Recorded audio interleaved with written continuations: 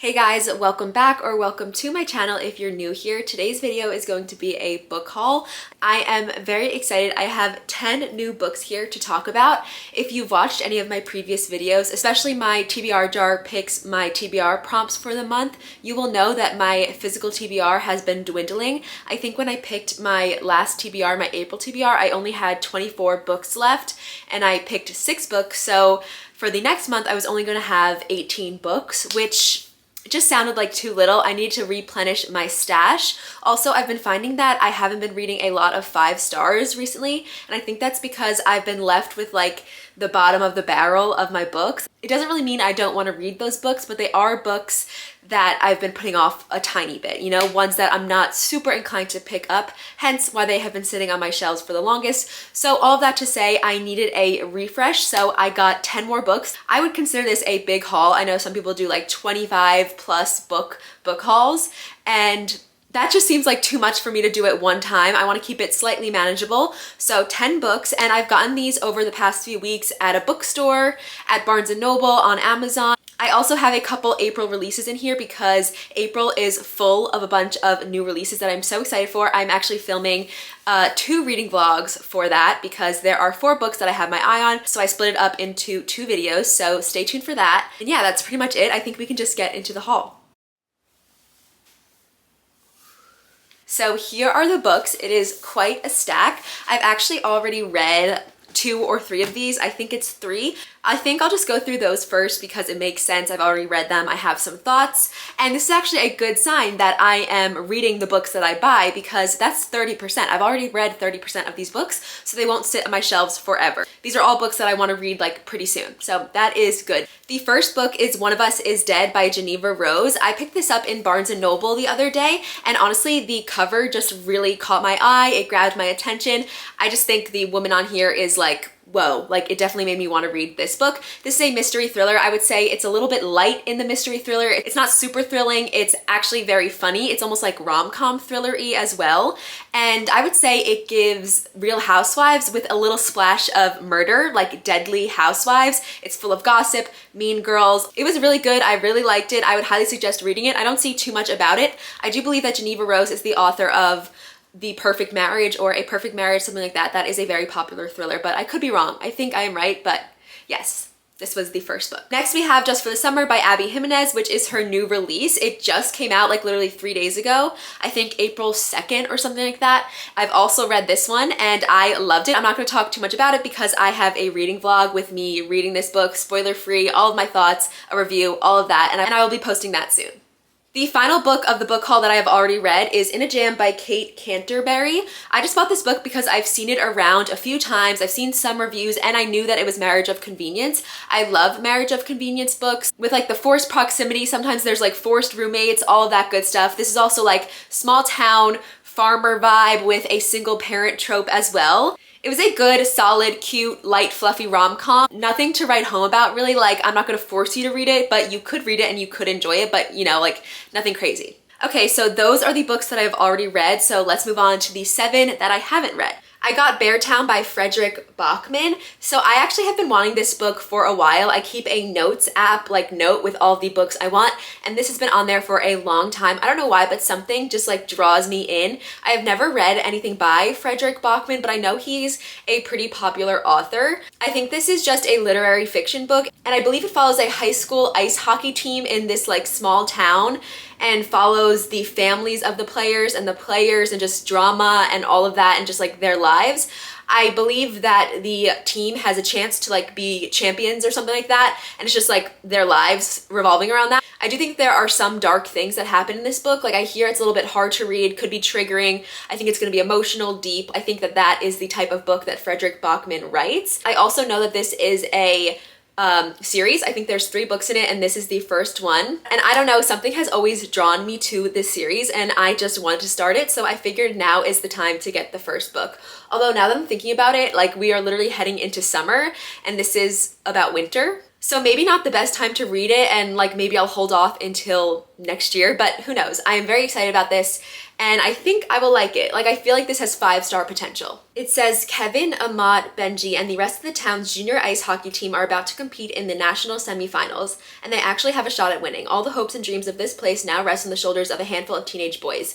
Under that heavy burden, the semifinal match becomes the catalyst for a violent act that will leave a young girl traumatized and a town in turmoil. Next up, we have Wild Love by Elsie Silver. I got this book in the mail yesterday, which was, what day was yesterday? Which was April 9th. I think that was literally the day it came out. It is April 10th right now, so this is a very new release. And I think I'm gonna start this one today, actually. But this is the first book in like the spin-off series to Elsie Silver's Chestnut Springs. I read that entire series like last summer and into this previous fall, and I have like kind of a love-hate relationship, or not hate, but I really loved some of the books in that series, and then I didn't really like others in that series. It was kind of very hit or miss for me, and I wasn't going to start this series because I was like, no, I didn't really love the ending of Chestnut Springs. Like, all the final 3 books were just like 3-ish stars for me. But then my sister sent me this book and she was like, it is an entire series of single parent trope books. I was like, shut up. That is one of my favorite tropes ever, and my favorite book in the Chestnut Springs series was the one with the single parent trope, which was Heartless. It was so good, and so when I heard that, I was like, okay, I have to join in. I have to get the book. So I did. This book follows Ford Grant, who is Willa from Heartless, the second book in Chestnut Springs' brother. He is a billionaire and he goes to the small town Rose Hill, so this is another small town romance.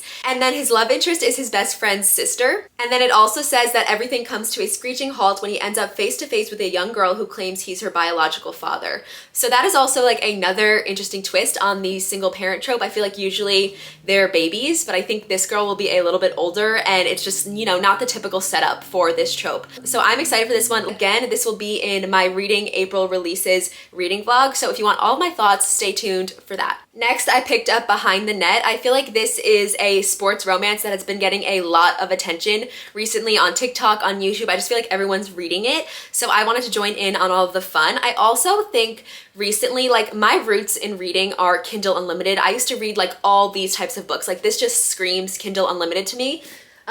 So does this one, actually, in a jam.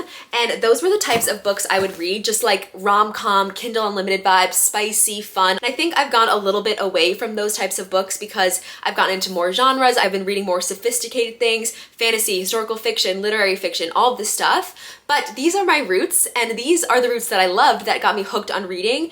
And like I said, I've been kind of struggling to find some 5 stars, so I thought, why don't I go back to my roots and read what made me fall in love with reading to begin with? So that is what kind of is the theme of this little haul. Like, I feel like there's a lot of that type of romance book, just romance books in general. So that is kind of where my head was when I decided to pick up this book. It is a hockey romance. I was talking about it on TikTok and I thought it was a college romance, but it's actually a like professional hockey romance. It's the guys in the NHL. And it says, I'm an NHL goalie with a no dating rule, but the gorgeous songbird I had a crush on in high school is now my assistant and roommate.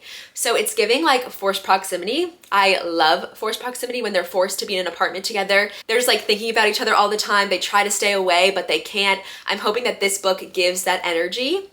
And yeah, Behind the Net. I know this is the first book in a series. I think that the second book is even better. So hopefully I like this, and then I continue on with the series for more hockey romance in my life. Then we have The Song of Achilles by Madeline Miller. So I picked this book up because I saw someone reviewing it on TikTok and they said they didn't like it, but before they said they didn't like it, they were like, but I don't like Greek mythology. So that was kind of the reason why they didn't like it. So in my head, I was like, oh, I love Greek mythology, so the opposite will happen to me. I will love this book. I don't know if that's what's going to happen, but I think it might. Like I said, I love mythology. When I was growing up in school and we were learning about like Greek, Roman, Egyptian myths, I was so into it. I also loved all the Rick Riordan books, the Percy Jackson books, but then the other types of mythology, like all of those books centered around the gods and everything. I loved those. I mean, I don't think that this is going to be exactly like that, but I think it will have hints of it because from my understanding, this is like a Greek mythology retelling. It says in the back of the book that Madeline Miller specializes in adapting classical tales to a modern audience. I think this will be like romance, classical fiction, a bit more of a serious book. I have a feeling it's going to be like well written, very beautiful, all of the good stuff. I have heard some people say that it's boring.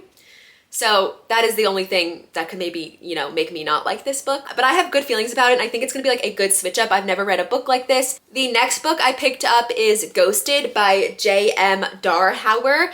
I am so excited for this one. I heard the description of it one time and I was like, yes, immediate yes, that book is so for me.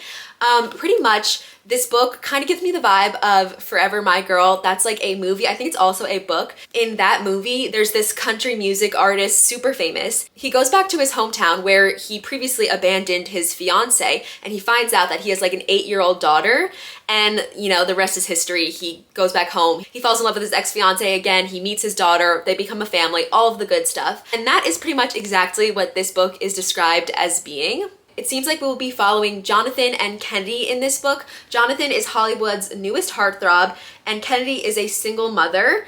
And it says, a man and a woman living vastly different lives, but that wasn't always the case. Once they were just a boy and a girl who bonded over comic books and fell in love unexpectedly. So I think they were high school sweethearts. They had a baby, something happened, he went away, became famous, and left them in the dust. And I think this is the reuniting of the family, which could be super cute. I feel like it could be emotional. I think it could hit all the points that I love in a romance book. Like I said earlier, I love a single parent trope. I love when there's like family and kids involved in a story. So I'm really excited to give it a shot. Next, I got Everything I Know About Love by Dolly Alderton, but this is her memoir. I don't think I've ever read a memoir before. It's nonfiction. I don't usually read that type of book, so I'm excited for it. I think it could be like a fun switch up, something different. It also looks super easy to read. Like the font is big, it's a short book. I've also been meaning to read a book by this author because I feel like her books are everywhere at the moment. I feel like she's a very hot author at the moment, and yeah, she just has come out with a lot of books recently, like Good Material, I think it is called, and it has that cover, that like kind of iconic cover that I'm very intrigued in. I just want to dip my toes like into her books. I don't know if that's a weird way to put it, but like I want to see what her writing is all about because she's just like a hot author at the moment, and I want to see what all the hype is about. This says, when it comes to the trials and triumphs of becoming an adult, Dolly Alderton has seen and experienced it all. Everything I Know About Love is about bad dates, good friends, and above all else, realizing that you are enough. Wildly funny, occasionally heartbreaking, it's about growing up, growing older, and learning to navigate friendships, jobs, loss, and romance along the way. I've heard many people describe this book to me as a book that you need to read in your 20s. So I am 23. That's perfect. I'm gonna read it. If I need to read a book in my 20s, now is the time. So I don't know, I feel like I will maybe learn a lot through this. Maybe I'll laugh, have a good time. I've seen people rate this 5 stars, so I'm excited. Last but not least, I got Butcher and Blackbird, another very hot book at the moment on TikTok, on YouTube. I also think that the second book in this series is coming out shortly, maybe in June. So this is the perfect time to get into this book. If I like it, I can go into the next one relatively soon. This is a dark romantic comedy book, I believe, and I love rom-coms, I love dark romances. I'm thinking it'll be a good blend of both. I think this will be funny, sexy, spicy, fun, all the good stuff. I know that it is a romance between 2 serial killers, but they are serial killers who like only kill other serial killers or something like that. Like they kill people who they believe deserve to be killed. So I don't know, I'm excited to read this. Like I said, I think it'll be super fun. From other people reviewing this book, I hear that they kind of like compete each year to kill someone. I think that's the vibe. It says, when a chance encounter sparks an unlikely bond between rival murderers, Sloane and Rowan, they find something elusive, the friendship of 2 like-minded, pitch-black souls who just happen to enjoy killing other serial killers. Yeah, it sounds super fun, and I can't wait to read this one. Okay, so this is the entire book haul, 10 books. I've already read 3, I have 7 to go. Let me know if you guys have read any of these books, what you thought about them, if you think I should read any of them as soon as possible. Just let me know in the comments. I would love to chat about these books. Also, let me know some of your recent 5-star reads because, like I said, I'm on the hunt. I need some good books. It's been a little bit of like a dry spell of 5 stars for me. So, you know, I am not afraid to buy more books. I'm kind of in my buying book era. So that is my book haul. I hope you guys enjoyed watching this video. Don't forget to subscribe for more book content, and I'll see you in the next one.